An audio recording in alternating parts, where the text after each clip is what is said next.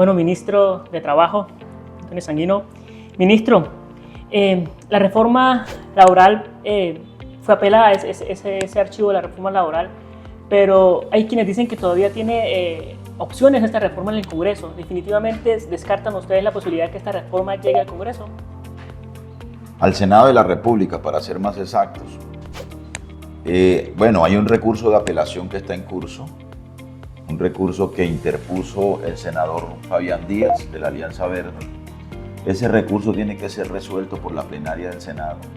Si se resuelve positivamente, entonces la plenaria del Senado trasladaría el proyecto de reforma a otra comisión distinta a la comisión séptima, y será esa otra comisión la que haga de nuevo el proceso de asignación de ponentes, de recepción de las ponencias, de discusión de las mismas y demás. Y puede ser probable, nada se descarta, digamos, en este tipo de discusiones en el Congreso, que esa otra comisión sí le dé trámite positivo a la reforma laboral, y con ello llegaría a la plenaria del Senado para su votación final. Eso muy pocas veces ocurre. Okay. ¿No? Así que por esa razón nosotros, el presidente de la República y el Gobierno Nacional, ha decidido más bien sacar la discusión del Congreso y traerla a las calles y a la ciudadanía, a las urnas, mediante la convocatoria de una consulta popular que le permita a los ciudadanos y ciudadanas, que son los que le depositan la confianza y el poder a los congresistas, los que temporalmente se lo quiten y decidan sobre una reforma que es importante para el país. ¿Qué pasará si la plenaria del Senado le dice no a la consulta popular? Pues a mí me parece muy difícil que le digan que no. A Uribe no le negaron su referéndum. A Santos no le negaron el plebiscito. ¿Cómo por qué razón le van a negar a Petro una convocatoria a una consulta popular? Incluso la consulta popular anticorrupción se hizo con el aval del Congreso o de la plenaria del Senado. Eso sí sería demostrar una vez más que hay un bloqueo institucional en el Congreso. Yo considero que la plenaria del Senado es mucho más proclive, digamos, a escuchar el clamor de los ciudadanos, el reclamo de los ciudadanos, que una comisión como la Comisión Séptima, que está compuesta por 14 senadores, en donde se configura una mayoría estrecha de 8/6. Y en todo caso, no me imagino a senadores de la República negándole a la gente el reclamo a expresarse popularmente, a expresar su soberanía en las urnas. Es más, nosotros vamos a radicar esta solicitud ante la plenaria del Senado, pero no será una solicitud en frío, será una solicitud acompañada de la movilización ciudadana, movilización como la que ocurrió aquí el pasado 18 de marzo. ¿Será radicado con marchas a nivel nacional? Hombre, la marcha del 1 de mayo será una marcha, yo creo que de las más grandes en la historia reciente del país. ¿Cuándo se conocerán esas preguntas que llevará la consulta popular? Dentro de poco, ahí estamos, como se hace un buen sancocho, estamos ahí echándole el condimento, poniéndole fueguito, revolviéndola, ¿no? Para que salga un buen sancocho. Ministro, ¿y cómo como diría Jaime Bateman, un sancocho nacional. ¿Y cómo van a condensar o sintetizar ese articulado tan grande que tiene la reforma laboral en esas preguntas? No, porque digamos la reforma laboral tiene unos elementos que son su columna vertebral. Ahora, otra parte de la reforma la vamos a reglamentar por decreto del Ejecutivo, del presidente y del ministro del Trabajo. Ya tenemos 9 decretos reglamentarios, 10 porque el día de ayer anunciamos públicamente un decreto que acabamos de expedir, que es el de formalización laboral en las universidades públicas del país, ¿no? Ministro, y si ya pueden por decreto reglamentar parte de la reforma laboral, entonces ¿por qué acudir al Congreso y por qué acudir entonces a la consulta popular? Porque algunos asuntos sí requieren, digamos, una reforma legal, ¿no? y requieren un tránsito o por el Congreso o por una consulta popular. Hay otros asuntos, incluso que fueron desmontados o que fueron mutilados del proyecto original de la reforma laboral, que constituyen compromisos de Colombia con la Organización Internacional del Trabajo o compromisos de Colombia en convenios internacionales que ya fueron ratificados por nuestro país a través de un trámite en el legislativo. Esos asuntos podemos expedirlos por decreto, ¿no? Quisimos incorporarlos en el proyecto de reforma laboral para que fueran el resultado de un gran acuerdo nacional, pero ya vimos que aquí hay unos sectores que no le jalan a un acuerdo. Yo digo que no son los del no, sino los del nunca. No les gusta ningún asomo de reforma, ningún asomo de cambio. Le parece que este país es la última Coca-Cola del desierto, que este país es perfecto, que aquí no se debe cambiar nada, y son los que tercamente se oponen a las reformas que el gobierno y el presidente le ha propuesto al país y le ha propuesto al Congreso.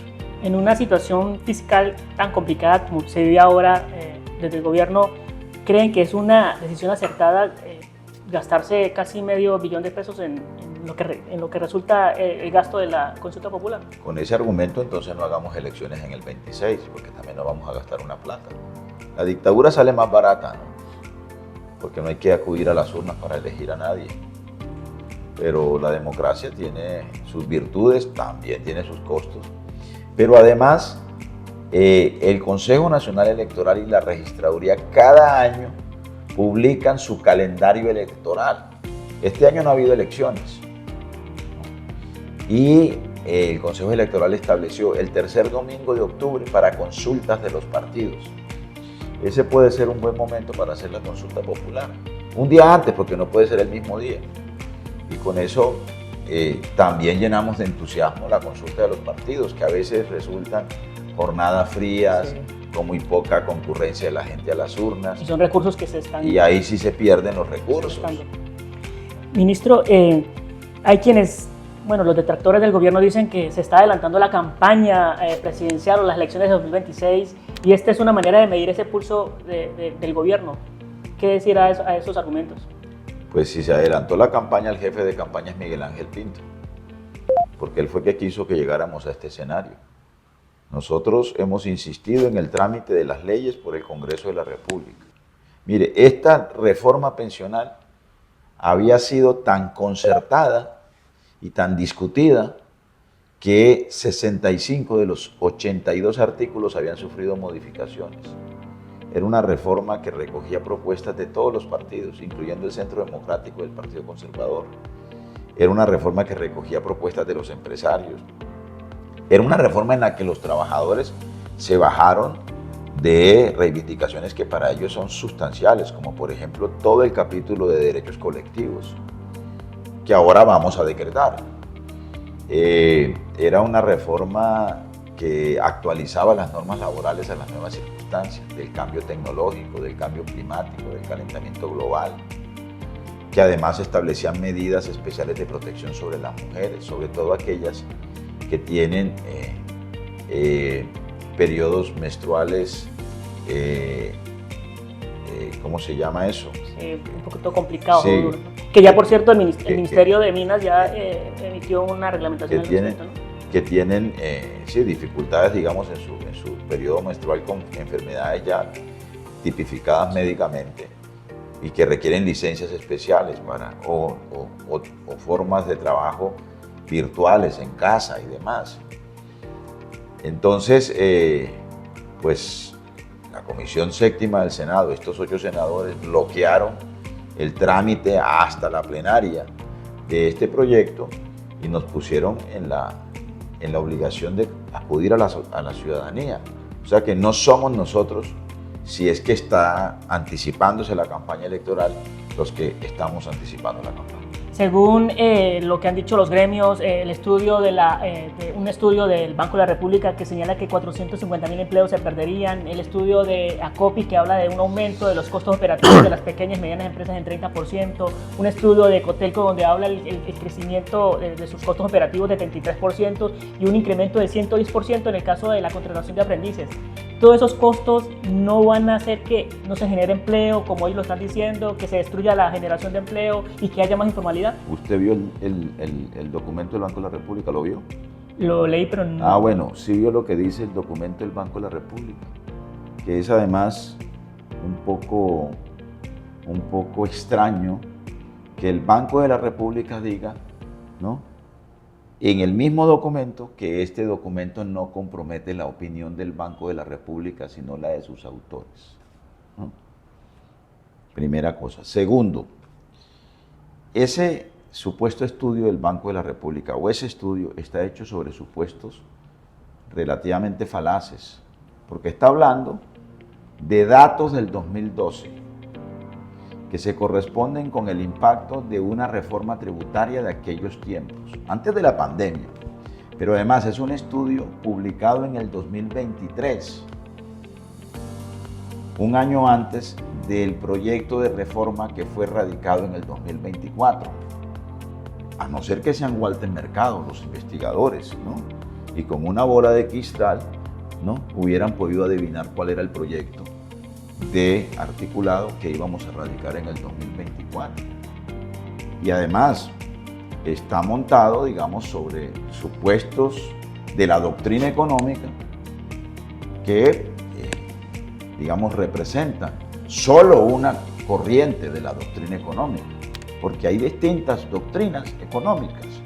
Nosotros tenemos otro, ¿no?, a esos que usted me ha mencionado. Nosotros tenemos otro porque tenemos un observatorio del mercado laboral en el Ministerio del Trabajo. Sí. Y lo que nosotros podemos demostrar o lo que podemos formular como hipótesis, porque estamos en un terreno hipotético, todos esos estudios tienen hipótesis que se anticipan a una posible realidad. Y la hipótesis nuestra es que este proyecto de reforma laboral, por el contrario, por efectos de mejorar la demanda agregada al mejorar los ingresos de los trabajadores, genera 91.000 empleos anuales. Porque al aumentar la demanda agregada de los trabajadores y de sus familias, aumenta la demanda de bienes y servicios y eso jalona el crecimiento económico porque obliga a que existan más oferta de bienes y servicios, lo que significará generar más empleo y lo que significará generar más crecimiento económico. Eso no lo decimos nosotros. ¿Sabes quién lo dijo hace más de un siglo? Keynes, ¿no? Ministro, entonces... Keynes, que fue el gran virtuoso después de la depresión de 1930, de 1929, el que logró con sus teorías salvar la economía de Estados Unidos y la economía del mundo en su momento. Entonces, al final de cuentas... Y los costos laborales, sí, de los que están hablando, son costos que tienen menos proporción de la que están diciendo todos ellos, todos esos estudios.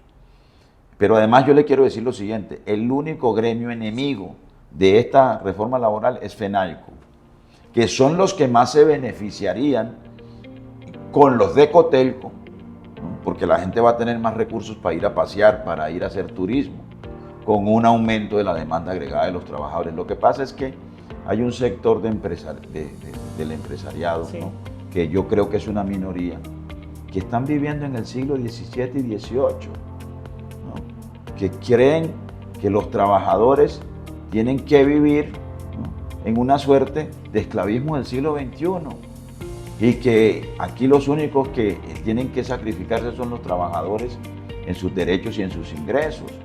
Incluso se montan en la teoría de que el único factor que incide sobre el valor de los productos es el valor de los salarios. Y resulta que hay otras variables que es el valor de los insumos, ¿no?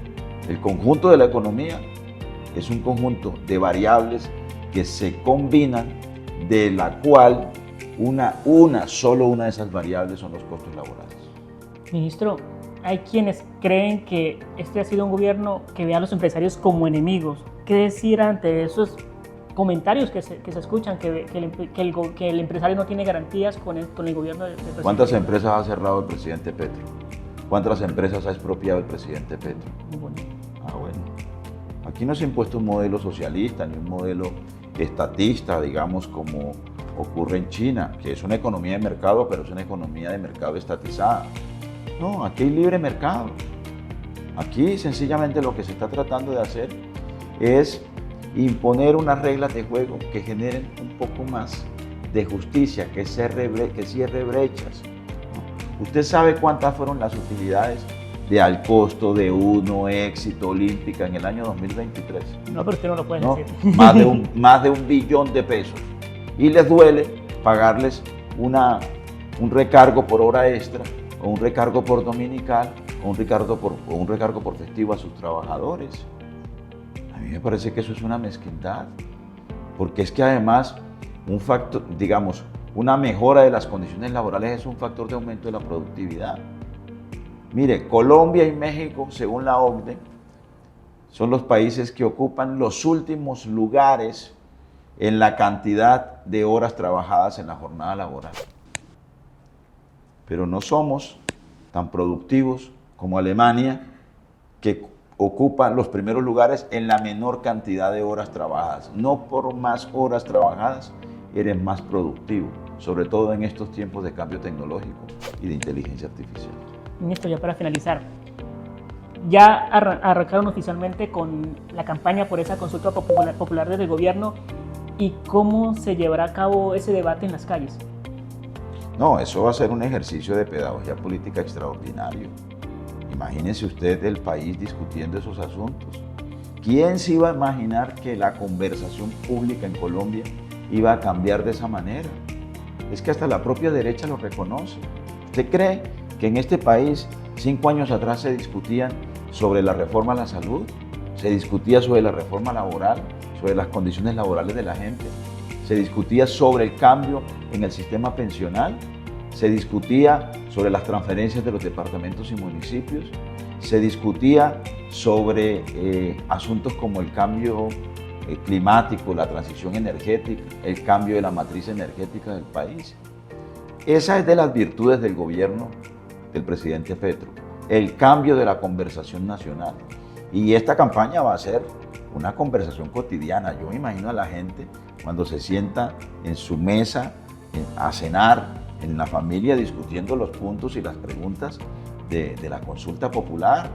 Me imagino las discusiones en las universidades, en las aulas de clase, en las juntas de acción comunal, en los barrios, en los buses, en el metro de Bogotá cuando haya metro, o en el metro de Medellín, o en los escenarios en donde la gente va a recrearse los domingos, en el parque, ¿no? En los sitios de rumba, la gente conversando, en las fiestas, es decir, y nosotros vamos a salir a hacer una campaña.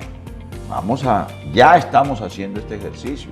Yo estoy aquí en Cúcuta no porque esté desprogramado, no, vine, claro, a anunciar la convocatoria de 3.000 millones de pesos para proyectos en el Catatumbo del Fondo Emprender del Servicio Nacional de Aprendizaje, pero también vine a decir a la gente, vamos a la consulta, porque la suerte de 22 millones de colombianos que componen la fuerza laboral del país no la pueden decidir 8 ricachones que viven bien, que se ganan más de 45 millones de pesos al mes, que no trabajan todos los días, sino solo 2 días a la semana, y que se creen, ¿no?, los propietarios de la verdad y los dueños de la suerte y de la vida de la gente. No, la vida de la gente la decide la gente.